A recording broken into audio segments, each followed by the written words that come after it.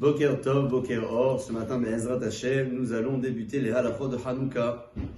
À quelques jours de la fête, il est bon de rappeler les éléments essentiels. Commençons tout d'abord par l'histoire. Hanouka se déroule au temps du deuxième Beth Amikdash en l'année 3586. Les Hashmonaïm combattent l'ennemi, donc les Grecs, et arrivent à gagner cette guerre miraculeusement. À la date du 25 Kislev de cette même année, ils vont entrer dans le Beth Amikdash, rechercher une fiole d'huile pure. Il y avait une seule, ils vont l'allumer, elle va tenir pendant 8 jours.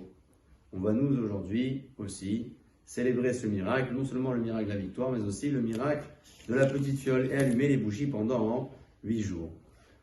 Durant la fête de Hanouka, certaines femmes ont pris l'habitude de ne pas travailler pendant le temps de la Hadlaka, c'est-à-dire pendant la demi-heure qui suit donc la Hadlakat Nerot, étant donné qu'elles ont participé activement à ce miracle-là. On parle notamment de Yehudit, qui était la fille de Yohanan Kohen Gadol, qui a combattu le général de l'armée et qui l'a tué, et qui a permis au peuple d'Israël de gagner cette guerre finalement.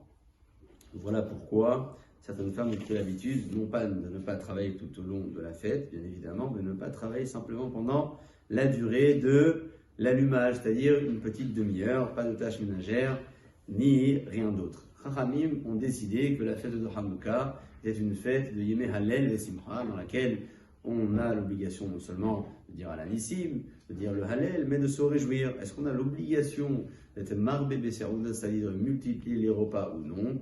Certains considèrent que oui, d'autres non. Voilà pourquoi le Alanissim est obligatoire, bien évidemment, dans le passage du Birkat Hamazon, mais celui qui l'a oublié ne sera pas obligé de reprendre. Donc,